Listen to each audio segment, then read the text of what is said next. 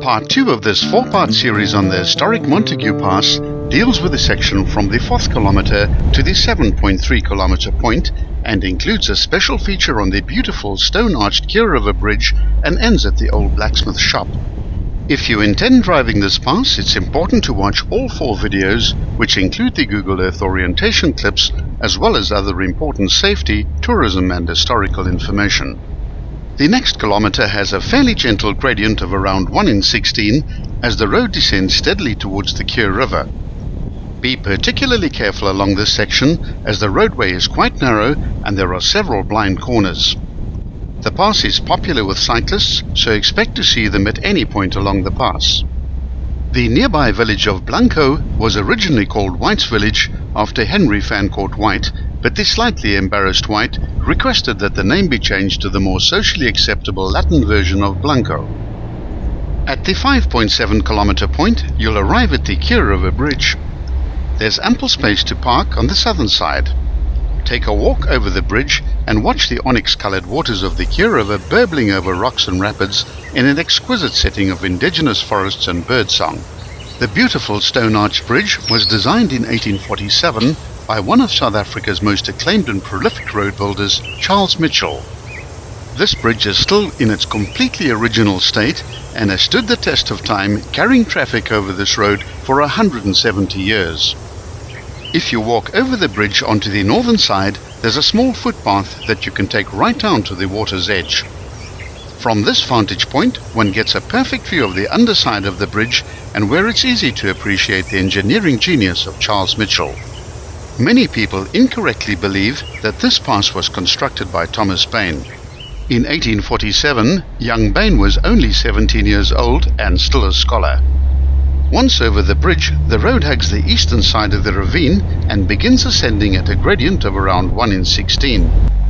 Soon one arrives at a section where the rock face bulges out over the road.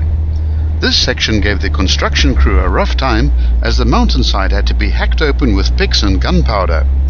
It immediately earned the nickname of Denota, which translates into the Narrows. As this is a high rainfall area, the pass is frequently damaged by floodwaters. Transverse earth mounds have been added every 50 meters or so to assist in minimizing this water damage. They also serve the dual purpose of acting as speed bumps, and if you don't want to have your passengers thrown about inside your vehicle, these bumps will need to be negotiated at about 10 kilometers per hour. No caravans are allowed up the pass, and heavy vehicles are restricted to a maximum mass of 3.5 tons. For those whose interests extend to railway passes, tickets can be purchased in George to take a small electric caboose called the Outeniqua Power Van up the railway pass, which crosses the road close to the summit. This is an interesting variation with many wonderful views of the road pass far below. The caboose stops at a spot called Topping Station and returns the same way to George Station. Don't drive this pass if you're in a hurry, and the slower you drive it, the more you'll see. There are only about 6 places one can stop safely along the entire length of the pass. Don't even think about overtaking, and if you're in a hurry, rather make use of the newer tarred Outeniqua Pass on the western side of the ravine. Opposing traffic can often be a bit of a problem, requiring one of the vehicles to reverse back or put the offside wheels off the roadway. Etiquette is for ascending vehicles to have the right-of-way. This unofficial right-of-way rule applies to all single-width passes in South Africa. Despite this rule of etiquette, it's not always practical nor safe to do this.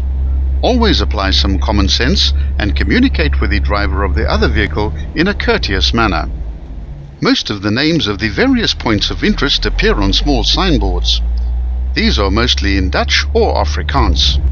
Some of the names are fascinating and transport one's imagination back to a time when the crack of the whip and the creaking of the timber wagons resounded in these mountains.